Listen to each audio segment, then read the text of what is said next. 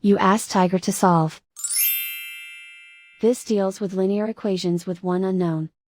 The final result is x equals 3/2. Let's solve it step by step. Simplify the expression. Find the greatest common factor of the numerator and denominator. Factor out and cancel the greatest common factor. Group all constants on the right side of the equation. Subtract 15/2 from both sides. Combine the fractions. Combine the numerators. Reduce the zero numerator.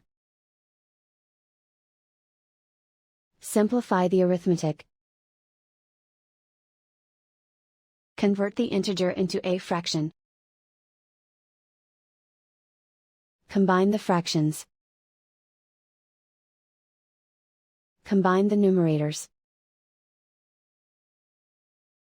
And so the final result is x equals 3/2.